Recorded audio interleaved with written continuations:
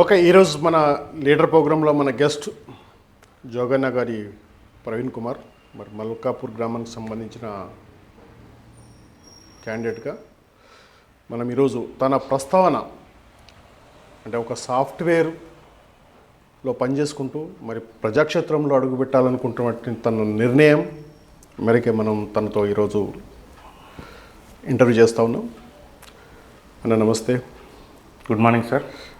అన్న చెప్పండి అన్న, ఏదైతే మీరు సాఫ్ట్వేర్ ప్రజెంట్లీ ఇప్పుడు మీరు సాఫ్ట్వేర్ రంగంలో ఉన్నారు, ప్రజాక్షేత్రంలో అడుగు పెట్టాలంటే ప్రజల యొక్క నాడి మీకేమన్నా తెలుసా? ఐడెంటిఫై చేసుకున్నారా? ప్రజల యొక్క నాడి ఐడెంటిఫికేషన్ ఆల్రెడీ నాకు చిన్నప్పటి నుంచే ఉంది. అంటే మొత్తంగా లేకపోయినా సో బేసిక్గా ఇక్కడ నర్సింహులు జోగన్న గారని మా నాన్న, తను ఒకసారి సర్పంచ్గా పనిచేశారు. తన తర్వాత మళ్ళీ మా అమ్మగారు 5 సంవత్సరాలు మళ్ళీ సర్పంచ్గా పనిచేశారు. మళ్ళీ మా నాన్నగారు కొండాపూర్ వైస్ ఎంపీపీగా కూడా పనిచేశారు.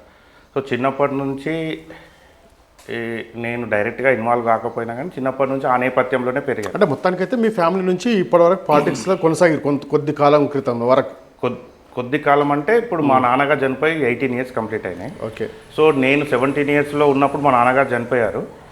అప్పటి వరకు నాకున్న అవగాహన మేరకు నేపథ్యం అయితే రాజకీయ నేపథ్యమే. దాని తర్వాత కానీ మాకు ప్రజలు, మా నాన్నగారుతో దగ్గరగా ఉన్న ప్రజలు కానీ, మా నాన్నగారు చేసిన మంచిని గుర్తించిన వాళ్ళు కానీ, రెగ్యులర్గా నేను ఊళ్ళోనే ఉండేవాడిని కాబట్టి అవన్నీ నాకు నేపథ్యం ప్రజలతో అయితే సంబంధం ఉంది. ఇప్పటికీ కూడా ప్రజలతో. అంటే మీ నాన్నగారు అప్పుడైతే ఏదైతే పదవిలో ఉన్నప్పుడు చేసినటువంటి పనులు ఇప్పటికీ మీకు గుర్తున్నాయా? ఐడెంటిఫై ఉన్నాయా? నాకంటే ఎక్కువ మల్కాపూర్ గ్రామ ప్రజలకు గుర్తున్నాయి. వాళ్ళు, నేను ఎప్పుడైనా వాళ్ళని కలవనీకి వెళ్ళినప్పుడు కానీ ఏదన్నా ప్రోగ్రామ్స్లో ఫంక్షన్స్లో వాళ్ళను మీట్ అయినప్పుడు డెఫినెట్గా వాళ్ళు చెప్తున్నారు. సో నాన్నగారు ఉన్నప్పుడు ఇట్లుండే, ఇట్లా ఏదైనా గొడవ అయితే సామరస్యంగా పరిష్కరించడం, పోలీస్ స్టేషన్కి అసలు ఎంత పెద్ద గొడవ కానీ ఊళ్ళోనే పరిష్కరించే విధానం కానీ, ఎంత ఏ మంచి పనికైనా వెనకాడని గుణం కానీ, ఇవన్నీ కానీ వాళ్ళు గుర్తు చేస్తే నాకు ఇంకా ఎక్కువ తెలిసింది. నాకు తెలుసు, ఇంకా వాళ్ళు గుర్తు చేయడం వల్ల అంటే కొన్ని లోపల చేసిన పనులు ఉంటాయి కదా. ఇప్పుడు కొన్ని కాలనీలు ఉంటాయి, చాలా పెద్ద గ్రామం అనమాట మనది. అప్పటికే 3,500 నుంచి 4,000 ఓటర్స్ ఉన్న విలేజ్. ఇక్కడ మన మల్కాపూర్ పక్కన ఉన్న కిష్టయ్యగూడెం, ఎంఆర్ఎఫ్ కాలనీ, తొడేలుగూడెం, ఇవన్నీ కూడా మల్కాపూర్కి సంబంధించే గ్రామ పంచాయతీకే ఉండేది. సో ఇప్పుడు అవి సపరేట్ అయినా కూడా అప్పటికే పెద్ద గ్రామ పంచాయతీ. అంటే ఏమనిపిస్తుండే మీరు మీ నాన్నగారు చేసినటువంటి పనులు మీకు మళ్ళీ గుర్తింపు రిమెంబర్ చేస్తూ ఉంటే ఆ పబ్లిక్లో మీకు ఎట్లా ఫీల్ అవుతున్నారు? ఎట్లా ఫీల్ అవుతున్నాము అంటే ఇప్పుడు తను చనిపోయి 18 సంవత్సరాలు అయినా తను గుర్తుండిపోయాడు. ఓకే. అంటే జనరల్గా మనం ఒకరిని అవమానించడం అని కాదు కానీ జనరల్గా కొందరికి ఏమవుతుంది అంటే, సో ఒక 5 సంవత్సరాల కింద 10 సంవత్సరాల కింద పనిచేసిన లీడర్స్నే పెద్దగా గుర్తుపెట్టుకోరు జనాలు, మనం మంచి చేయకపోతే. సో 18 సంవత్సరాల తర్వాత కూడా నేను మా నాన్నగారు చనిపోయిన తర్వాత నేను గ్రాడ్యుయేషన్ కంప్లీట్ చేసుకుని ఒక 15 సంవత్సరాలు కాగ్నిజెంట్ అనే సాఫ్ట్వేర్ కంపెనీలో పనిచేస్తున్నాను. సో నేను ఎంత అందుబాటులో ఉన్నా కూడా కొంచెం తక్కువనే అని చెప్పుకోవాలి. అంటే ఎందుకంటే మీకు తెలుసు కదా, ఇప్పుడు సాఫ్ట్వేర్ ఇంజనీర్ అంటే ఆల్మోస్ట్ మనం మార్నింగ్ వెళ్తే ఈవినింగ్ అవుతుంది వచ్చేసరికి. మొత్తం మీద ఇక సాఫ్ట్వేర్ రంగంలో ఉంటాయి కాబట్టి కొంచెం దూరంగానే అనిపించేది ఉండాల్సినది. కాకపోతే నేను ఒక 2.5-3 సంవత్సరాల నుంచి వచ్చి సరే నేను కూడా సర్వీస్ మోటోతోటి వద్దామని నేను ప్రజలతో మాట్లాడినప్పుడు నన్ను డైరెక్ట్గా గుర్తుపట్టేసి మీరు రావాలి, మేము కూడా సపోర్ట్ చేస్తాం, అంత సపోర్ట్ దక్కిందంటే మా నాన్నగారు చేసిన మంచి పనులని నేను అనుకుంటున్నాను. అంటే ఇప్పుడు ఏదైతే పబ్లిక్లో మీకు ఆశీర్వాదం ఏదైతే ఇస్తున్నారో, మీరు ప్రవీణ్ గారు మీరు ప్రజాక్షేత్రంలో ఉండాలి అని ఏదైతే మీ నాన్నగారి సేవలు గుర్తించి మిమ్మల్ని ఏదైతే ఆహ్వానిస్తున్నారో, మీరు కూడా చిరస్థాయిలటువంటిగా మీ నాన్నగారి పేరు కానీ అదే కంటిన్యూషన్ చేసుకుంటూ ప్రజాక్షేత్రంలో చేయాలనుకుంటే బేసిక్గా ఎసుంటి పనులు చేస్తే ఆ స్థిర స్థాయిలో ఉండిపోతారు. బేసిక్గా ఒక్కటే ఏంటి అంటే ఎట్ ద సేమ్ టైం ఇప్పుడున్న రాజకీయాలకు కొంచెం కొద్దిమంది నా మంచి కోరుకునే కొందరు వెల్విషర్స్ కూడా కొంచెం ఇబ్బందులు ఉంటాయి అనే విషయం చెప్పారు. బట్ మెయిన్ మోటో ఏంటి అంటే మా నాన్నగారి పేరు 18 సంవత్సరాల వరకు వినబడుతుంది. స్టిల్ దాన్ని ఇంకా పెంచాలి. దాన్ని పెంచాలి అంటే ఏ విధానంలో పనిచేయాలి అనేది ఆ విధానంలో వెళ్ళడం. అది ఏ విధానాలు అంటే 100% ప్రజల తరపునే పనిచేయడం. తను ఇన్ని రోజులు గుర్తుండడం అంటే కారణం ప్రజల తరపునే పనిచేయడం. సో ప్రజల తరపున పనిచేయాలి అంటే ఏముంటాయి గ్రామ పంచాయతీకి సంబంధించి నేను అనుకున్నంత వరకు పెద్దగా ఏముండదు. అంటే రోడ్లు, ఓకే, విద్యుత్ వ్యవస్థ సక్రమంగా ఉండాలి, డ్రైనేజ్ స్ట్రీట్ లైట్ మామూలుగా డ్రైనేజ్ స్ట్రీట్ లైట్స్ ఇవన్నీ ఉండాలి. ఇవన్నిటితో పాటు నేను ఒక ఆల్రెడీ గ్రాడ్యుయేషన్ కంప్లీట్ చేసి నాకు సాఫ్ట్వేర్లో చాలా కాంటాక్ట్స్ ఉన్నాయి కాబట్టి నేను అనుకునేది ఒక పెద్ద ప్రోగ్రామ్ ఏంటంటే స్కిల్ డెవలప్మెంట్. అంటే మల్కాపూర్లో ఇప్పుడు ఒక 5,000 ఓటర్స్ ఉంటారు, ఒక 10,000 జనాభా ఉంటారు. సో సంవత్సరానికి 60 నుంచి 100 మందికి స్కిల్ డెవలప్మెంట్ ప్రోగ్రామ్ నేను ఆపర్చునిటీ 100% ఇప్పించడానికి ప్రయత్నం చేస్తాను. కానీ at the same time skill ఉంటే ఆపర్చునిటీ అనేది మన దగ్గరకు వస్తుంది. సో నేను చేయబోయే ఒక పెద్ద ప్రోగ్రామ్ ఏంటంటే సంవత్సరానికి 60 నుంచి 100 మంది విద్యార్థులని, డిగ్రీ కంప్లీట్ చేసిన వాళ్ళని కానీ బీటెక్ కంప్లీట్ చేసిన వాళ్ళు ఎవరైతే ఇంట్రెస్ట్ ఉంటుందో వాళ్ళకు కాస్ట్ లేకుండా compulsory skill development programme conduct చేసి అది ఇంప్లిమెంట్ చేస్తాను. అది అంటే అపార్ట్ ఫ్రమ్ పంచాయతీ విధుల నుంచి నా పర్సనల్గా చేయడానికి నేను అది ఆల్రెడీ ప్లాన్ చేస్తున్నాను. డెఫినెట్గా చేస్తాను. అయితే ఇప్పుడు ఏదంటే మీరు సాఫ్ట్వేర్ రంగం తర్వాత గ్రాడ్యుయేషన్ రంగంలో మీరు ఉన్నప్పటికీ ఇక్కడ ప్రజాక్షేత్రంలో రాజకీయానికి దానికి చాలా వ్యత్యాసం అనేది ఉంటుంది. అంటే పాలిటిక్స్ అనేది మనం ఇక అనొద్దు కానీ ఇక ఏ విధంగా ఉంటుంది అనేది ఇక మీరు ఇక ఇండైరెక్ట్గా తెలుసుకుంటే చెయ్యరాని పనులు కూడా చేయాల్సి వస్తుంది. అటువంటికి ప్రవీణ్ కుమార్ ఏమన్నా ఎంకరేజ్మెంట్ చేయగలుగుతాడా? 99% ఎంకరేజ్ చేయం. అవసరం ఉంటే ఓటమి గెలుపుతో సంబంధం లేకుండా ప్రజలతో ఉందామని నిర్ణయించుకున్నాను. ఇప్పుడు 2.5 సంవత్సరాల నుంచి నేనేం పవర్లో లేను, కానీ నేను ప్రజల మధ్యలోనే తిరుగుతున్నాను. అంటే మనం అవ్వచ్చు అవకాశం, అంటే మనం సర్పంచ్ ఎలక్షన్స్ నోటిఫికేషన్ వేసిన తర్వాత మనకు 45 నుంచి 50 డేస్ టైం అంటే మనకు తెలుస్తుంది ఒక 2-3 నెలల ముందు, అప్పుడు కూడా చేయొచ్చు. నా మోటోనే సర్వీస్. ఓకే, సర్వీస్ మోటోతో వస్తున్నాం కాబట్టి ఇంకోటి ఇక్కడ ఏంటి, మనం ఏ పని చేయాలన్నా ఆర్థికంగా ఏదైనా లాలూచి ఉంటే మాత్రమే మనం వేరే దారులు పోవడానికి ఉంటుంది. ఆ అవకాశం నేను తీసుకోవద్దనుకుంటున్నాను. నాకు అట్లాంటి ఆలోచన లేదు, అవసరం అంతకన్నా లేదు. ఇప్పుడు నేనున్న పరిస్థితికి మా కంపెనీ 15 ఇయర్స్ అయింది. సో నాకు 2-3 టైమ్స్ H1B వీసా చేసిర్రు, ఒకసారి యూకే వీసా చేశారు. రీసెంట్గా లాస్ట్ ఆగస్ట్లో కూడా H1Bకి ప్రపోజల్ పెడితే కూడా ఐ డిడ్ నాట్ యాక్సెప్ట్. నేను వద్దనుకున్నాను. ఎందుకు అంటే అక్కడ వెళ్తే నాకేమి, ఇప్పుడు మల్కాపూర్ గ్రామ పంచాయతీ మీద ఒక 5 నుంచి 10 లక్షలు సంపాదించుకోలేము మనం. ఎందుకు మరి అవసరం లేదు. ఇప్పుడు మనం మన ఫ్యామిలీ మనకు బాగుండాలి, ఫైనాన్షియల్గా ఎదగాలనేది ఇప్పుడు మీరు HbA1 CAC అది వీసా అనేది తీసుకోవాలని ఆలోచన. మరి అటువంటి రంగం ఎందుకు ఎంచుకోకుండా ఈ స్థాయిలో ఇక్కడ ఈ పాలిటిక్స్ ఎందుకు ఎంచుకుంటున్నారు? బేసిక్గా ప్యాషన్, అది బ్లడ్ నుంచి వచ్చింది. ఒకటి. సో నేను 15 ఇయర్స్ నుంచి ఈవెన్ నంబర్ ఆఫ్ కస్టమర్స్తో డీల్ చేస్తాం. అంటే వాళ్ళు కొన్ని కంపెనీలకు CEO కూడా ఉంటారు. అంటే మా సర్వీస్ బేస్డ్ కంపెనీ ఓవరాల్గా. సపోజ్ ఒక ప్రోడక్ట్కు మనం పనిచేసినాం అనుకో, వేరే కస్టమర్కు పనిచేసినప్పుడు డెఫినెట్గా దానికి కావాల్సిన అంశాల గురించి వాటి గురించి ఆ లెవెల్లో మాట్లాడతాం. ఎంత మాట్లాడినా ఇంటర్నలే. సో ఇక్కడ సర్వీస్ ఓరియంటెడ్ కనబడట్లేదు. డెఫినెట్గా నేను డబ్బులు సంపాదించుకోగలిగాను, నేను ఆర్థికంగా స్థిరపడగలిగినాను. సో బ్లడ్లో ఉంది ఒకటి ప్యాషన్. ఇంకోటి ఏంటంటే మా నాన్నగారి పేరు, ఆయన నుంచి ఇన్స్పిరేషన్ కానీ, అరే తను ఇంత పని చేస్తే ఇంతమంది గుర్తుపెట్టుకున్నారు. ఇప్పుడు మనం అనుకుంటాం కదా జనరల్గా మనీ కంటే కూడా పేరు గొప్పది. నేను అనుకుంటున్నాను, నేను దానికే స్ఫూర్తి. ఎన్ని కోట్లున్నా ఐడెంటిఫై అనేది రాదు. సో ఇక్కడ ఏమందంటే మనకు అవకాశం ఉంది. సో మా నాన్నగారు చేయడం మంచి పనుల వల్ల, తను ఉన్న విధానం వల్ల ఒక అవకాశం మనకు ఏర్పడింది. సో నేను కూడా ఆ క్యాపబిలిటీస్ ఉన్నాయి అని అనుకున్నాను. నేను 10 మందితో డిస్కస్ చేశాను. సో లేదు, మనం వస్తే మంచిగానే ఉంటుంది. అంటే డైరెక్ట్ పాలిటిక్స్లో ఇంతకుముందు మేము పూర్తిగా రాజకీయాల నుంచి ఏం తప్పుకోలేదు, ఇండైరెక్ట్గా మాకు సాన్నిహిత్యం ఉన్న. మీరు ఎడ్యుకేషన్ పరంగా కొంచెం రాజకీయాలకు కొంచెం దూరమైనట్టుగా. అంటే మొత్తానికైతే బ్లడ్లోనే ఉంది కానీ కాబట్టి ఏంటంటే కొంచెం మీ ఎడ్యుకేషన్ పర్పస్ మీ గ్రాడ్యుయేషన్ విషయంలో మీరు సాఫ్ట్వేర్ రంగంలో ఉన్నట్లు కొంచెం అనేది రాజకీయానికి కొంచెం దూరం ఉన్నారు. అంతే కదా సార్. ఇప్పుడు మనం సెటరేట్ అయితేనే వేరే వాళ్ళకి ఏమన్నా మనం చేయగలుగుతాం. ఇప్పుడు మనం ఇప్పుడు ఒకవేళ మనకు రాజకీయం చేయాల్సిన ఆలోచన ఉన్నా మన దగ్గర క్యాపబిలిటీ లేనిది చేయలేము కదా సార్. నేను అన్ని క్యాపబిలిటీస్ వచ్చినాయని అనుకోని నేను కాన్ఫిడెంట్గా ఉన్న తర్వాతనే సరే ఈ టర్మ్ కంపల్సరీ కంటెస్ట్ చేద్దాం. ఇంకోటి నేను 34 ఇయర్స్ సార్. సో డెఫినెట్గా నాకు చాలా టైం ఉంది. సో డెఫినెట్గా మనం పని చేస్తే డెఫినెట్గా అవకాశాలు అవే వస్తాయి సార్. నేను బలంగా నమ్మే సిద్ధాంతం ఏంటంటే మనం పని చేయాలి. పని చేస్తే అవకాశం ఈరోజు ఇస్తారా రేపు ఇస్తారా అనేది దేవుడికి తెలుసు, ప్రజలకు తెలుసు. బట్ డెఫినెట్గా సర్వీస్ మోటోతోటే వస్తున్నాం. నేను అదే చెప్తున్నాను కదా సార్. నేను ఓన్లీ పాలిటిక్స్ చేయాలనుకుంటే ఈ 2-2.5 సంవత్సరాలుగా ఇక్కడ ఉండాల్సిన అవసరం లేదు. ఓకే. అయితే ఇప్పుడు మీరు ఏ పార్టీ నుంచి కాంటాక్ట్ చేసిన అన్నది సెకండరీ. నిధుల విషయం కావచ్చు, తర్వాత మీకున్నటువంటి ఒక పరిజ్ఞానం విషయంలో కావచ్చు, నిధులు ఏ విధంగా తీసుకొస్తారు? స్కిల్ డెవలప్మెంట్కి కావాల్సిన విషయం కావచ్చు, ఇక్కడ గ్రాంట్లు గ్రామ పంచాయతీ అభివృద్ధి నిధులు కావచ్చు, అంటే ఎక్కడి నుంచి తీసుకొస్తారు ఇవన్నీ?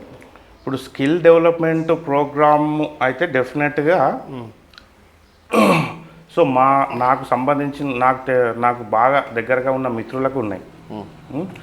దానికి ఒకవేళ ఆ మిత్రులకు సరే అప్పుడు అక్కడ ఫీజిబిలిటీ లేదు అని ఒక విషయం అనుకున్నా, నాకు సంబంధించిన నాకు క్లోజ్గా ఉన్న మిత్రులు ఇలాంటి ప్రోగ్రామ్ చేయడానికి సిద్ధంగా ఉన్నారు. ఈవెన్ ఇప్పుడు కాగ్నిజెంట్లో పనిచేస్తున్న కంపెనీ దే విల్ సపోర్ట్. అంటే అందులో కూడా సోషల్ అవేర్నెస్ కింద, సోషల్ రెస్పాన్సిబిలిటీ కింద కొన్ని ప్రోగ్రామ్స్ చేస్తామన్నమాట. లైక్ గ్రో గ్రీన్ అని, లేకపోతే స్కూల్స్ను డెవలప్ చేయడం కానీ, ఆ ప్రోగ్రామ్ కింద ఇప్పుడు నాకున్న పరిచయాలతో డెఫినెట్గా ఆ ప్రోగ్రామ్ అయితే ఇంప్లిమెంట్ చేస్తాం.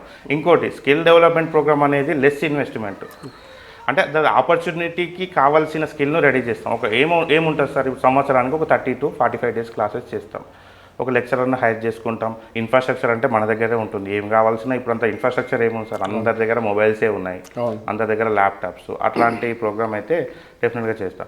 ఇంకా నిధుల విషయం వచ్చేసరికి ఎక్కడ భేషజాలు లేవు సార్. మల్కాపూర్ గ్రామ పంచాయతీకి సంబంధించిన డెవలప్మెంట్లో భేషజాలు ఎక్కడ లేవు. అది ఏ పార్టీ లీడర్ అయినా ఎవరైనా వాళ్ళతో కలిసి పనిచేయడానికి సిద్ధంగా ఉన్నాను. ఇప్పుడు మల్కాపూర్ గ్రామ పంచాయతీ ఇప్పుడు ప్రజాప్రతినిధులు కావచ్చు, తర్వాత మీరు అంటే మీ వరకు వచ్చిందో రాలేదో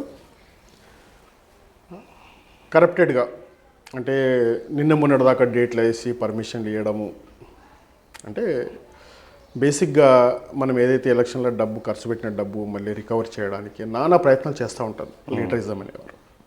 అటువంటి క్వాలిటీస్ మీలో ఉన్నాయంటారా, లేకపోతే? దానిని ఇప్పుడు డెఫినెట్గా మీరు అడిగిన క్వశ్చన్కి నేను లేవనే చెప్తాను. బట్ నాకు సంబంధించిన వ్యక్తులను కానీ ఊళ్ళో కానీ మీరు కనుక్కున్నా అది డెఫినెట్గా ఓపెన్ విషయం, అది ఓపెన్ సీక్రెట్. అంటే ఇప్పుడు బిజినెస్లో పెడితే మనం లాభార్జన ధ్యేయంగానే మనం బిజినెస్ పెడతాం. డబ్బు సంపాదించడానికి చాలా మార్గాలు ఉన్నాయి. నేను అనుకునేది అంటే ఏదో పాత డేట్లు వేసి పర్మిషన్లు తీసుకోవడము, లేకపోతే ఒక లేఅవుట్కు పర్మిషన్ ఇచ్చేసి, లేకపోతే గవర్నమెంట్ భూమికి పర్మిషన్ ఇచ్చేసి చూసి చూడనట్టు ఊరుకుంటే డబ్బులు సంపాదించే విధానం ఒకటి అయి ఉండొచ్చు. బట్ నాకు సంబంధించిన వరకు అట్లాంటి రాజకీయాలు చేసిన అవసరం నాకు లేదు సార్. ఇప్పుడు నేను ప్రస్తుతం ఉన్న సిచ్యువేషన్లో నేను సర్పంచ్ క్యాండిడేట్గా కంటెస్ట్ చేయకుండా నేను మల్కాపూర్లో పోతే మా నాన్నగారు ఇచ్చిన పేరు వల్ల నన్ను డెఫినెట్గా చాలామంది పిలుస్తారు, అన్న దా కూర్చుందాం, ఇంత మంచినీళ్ళు ఇస్తారు, మంచి ప్రేమగా మాట్లాడతారు సార్. అది ఉంది. నేను రేపు పొద్దుగాల ఇట్లాంటి పనులు ఏవి చేసినా ప్రజలు క్షమించారు సార్. నాన్నగారి పేరు చెప్పుకొని వచ్చి ఇక్కడ ఏదో చేసి ఏదో చేయాల్సిన అవసరం లేదు. అంత నేను అదే చెప్పాను కదా సార్, నేను ఉన్న ప్రొఫెషన్ని నేను మైనస్. ఇప్పుడు నేను ఉన్న ప్రొఫెషన్లో ఉంటే అట్లాంటి డబ్బులు నాకు ఇప్పుడైతే చాలా మీరు చూస్తారు కదా సార్, హైబ్రిడ్ మోడల్ అయింది. 3 days ఇంటికి నుంచి పని చేసుకుంటే మనకు వచ్చే శాలరీ వస్తుంది. యూఎస్ఎల్ అంటే యూఎస్ఎల్ వచ్చు, వారానికి 2 రోజులు సెలవులు, సంవత్సరానికి 45 రోజులు లీవ్స్ ఉంటాయి. ఓకే, ఇప్పుడు ఏదైతే సాఫ్ట్గా వైట్ పేపర్గా ఉన్నారు, డెఫినెట్గా సార్ వైట్ పేపర్ ఆ విషయంలో ఒక 5 సంవత్సరాల తర్వాత కూడా ఉండగలుగుతారా? ఉంటాను, ఉండడానికే వస్తున్నాను సార్. ఎట్టి పరిస్థితుల్లో కాంప్రమైజ్ అయ్యేదేం లేదు. ఇప్పుడు ఓకే, మీరు ఉంటారు సరే, మీ వార్డ్ మెంబర్ కావచ్చు, తర్వాత మిమ్మల్ని ఎంకరేజ్మెంట్ చేసి మేము పెట్టుబడి పెట్టుకున్నాము, తర్వాత మా పరిస్థితులు ఏంటి అని మీ బాడీ టీం మిమ్మల్ని క్వశ్చన్ వేస్తే కాంప్రమైజ్ అయ్యేదే లేదు సార్. ఆ విషయంలో అవినీతి విషయంలో ఎటువంటి కాంప్రమైజ్ అయ్యేదే లేదు. అది ఎంతనన్నా రాని, కోట్లు రాని, 100 కోట్లు రాని, ఎవరి ప్రెజర్ వచ్చినా సరే, నా విషయంలో అధికారుల ప్రెజర్ అయినా లేకపోతే ప్రజాప్రతినిధుల ప్రెజర్ అయినా ఆ విషయంలో మాత్రం ఎట్టి పరిస్థితుల్లో కాంప్రమైజ్ అయ్యే అవకాశం లేనే లేదు, అవసరం లేదు. అంటే ఇప్పుడు మల్కాపూర్కు సంబంధించి ఏదన్నా వాళ్ళు ఇబ్బందులు గురి చేస్తే డెఫినెట్గా ఓపెన్గా కొట్లాడతాం సార్. ఓకే, ఓపెన్గా కొట్లాడతాం. మాకు వచ్చిన నిధులు ఓపెన్గా అధికారికంగా రావాల్సిన నిధులను ఎవరు ఆపే ప్రసక్తి లేదు. దానికి రోడ్ ఎక్కైనా కొట్లాడతాం, ఏ రకంగా అయినా సరే దాన్ని చేస్తాం సార్. సఖ్యతగా ఉంటాము అందరితో అంటే కాంప్రమైజేషన్ ధోరణి కాదు సార్.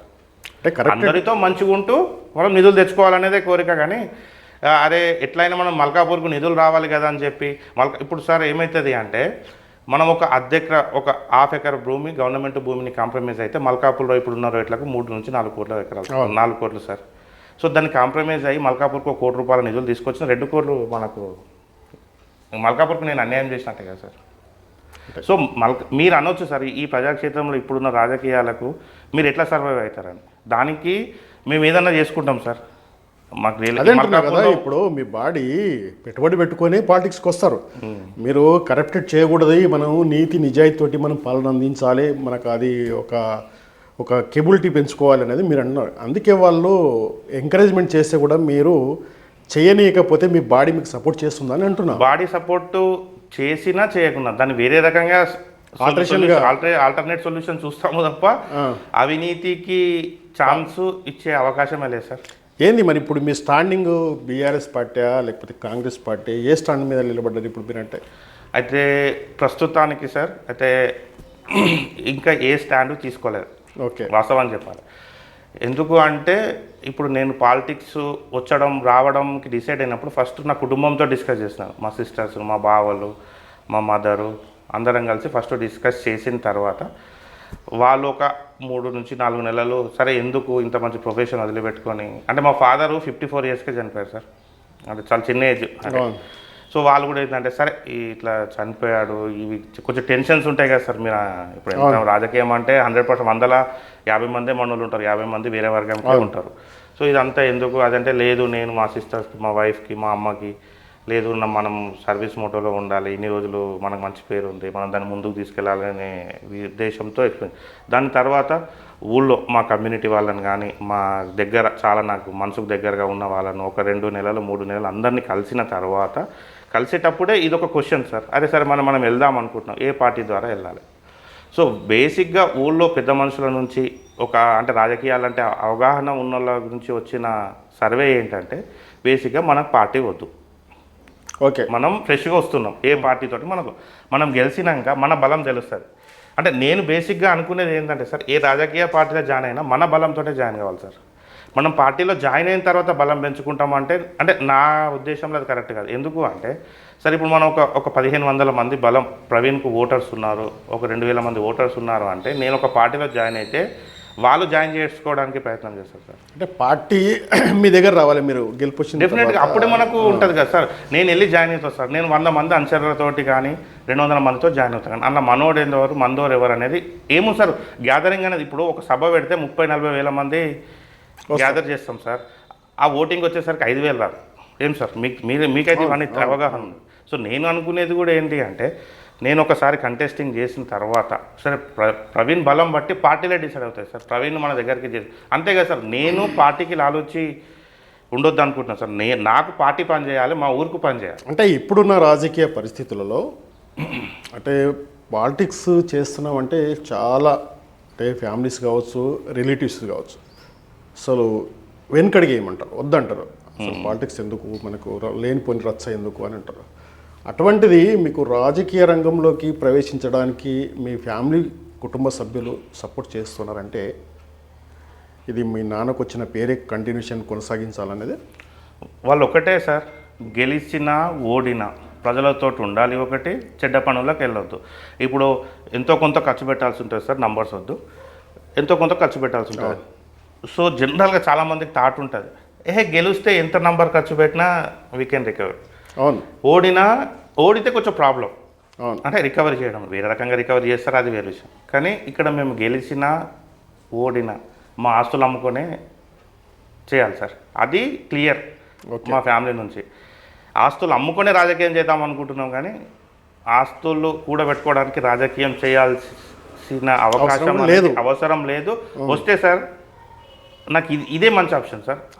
ఆస్తులు కూడగొట్టుకోవాలంటే నేను ఉన్న ప్రొఫెషన్ అనేది ఇప్పుడు మాకు వారానికి 2 రోజులు ఉంటాయి సార్. నేను మంచి రియల్ ఎస్టేట్ డెవలప్ అయిన ఏరియాలో ఉన్నాను, మంచి కాంటాక్ట్స్ ఉన్నాయి, ఎంతో కొంత మంచి కాంటాక్ట్స్ ఉన్నాయి సార్. నాకు ఇన్వెస్టర్స్ కూడా ఆంధ్రప్రదేశ్ వాళ్ళు ఉంటారు.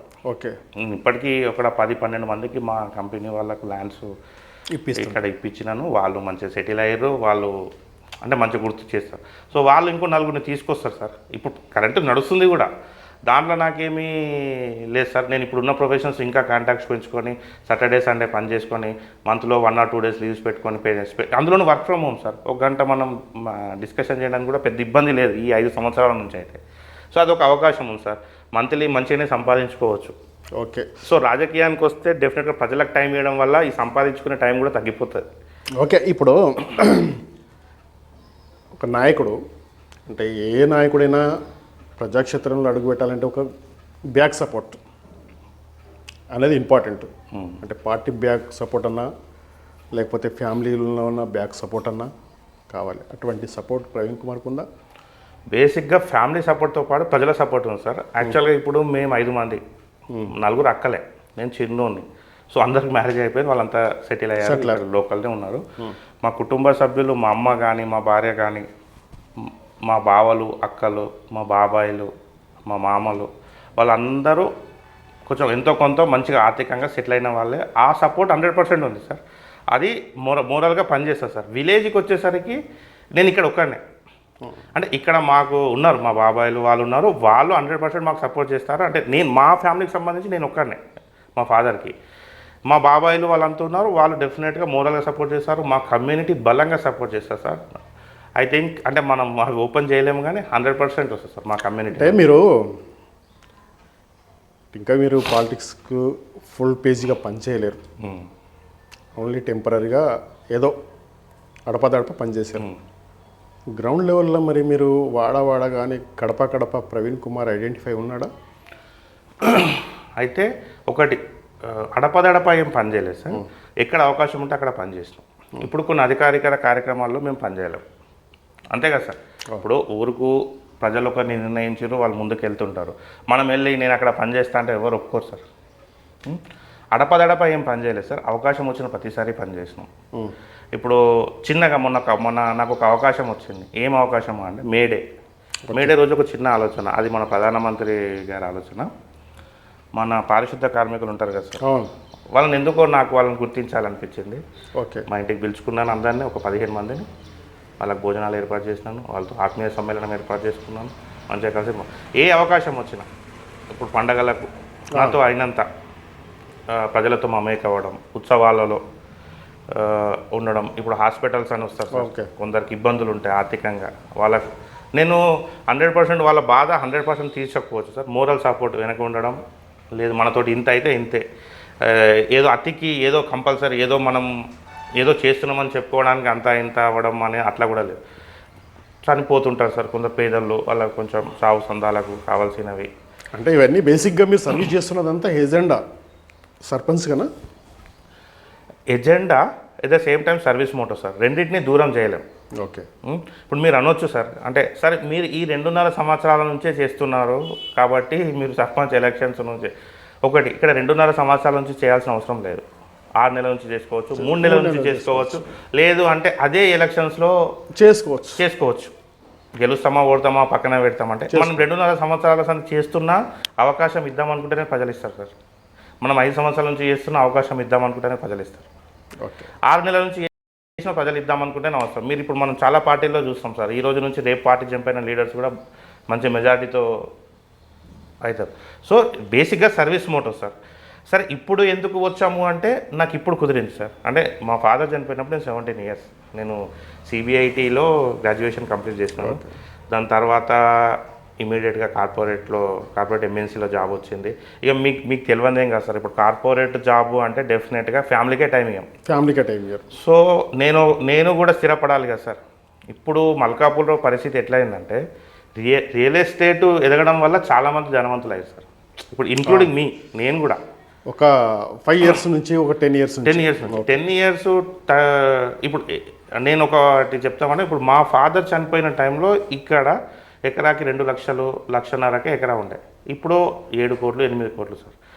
సో ఆస్తుల విలువ పెరిగింది కాబట్టి ఇప్పుడు ప్రవీణ్ అనేటోడు కాకపోతే ఇంకొందరు ధనవంతులు అయ్యారు తప్ప ఆర్థికంగా వాళ్ళేదో మేమేదో చేసుకొని అవ్వలేదు సార్.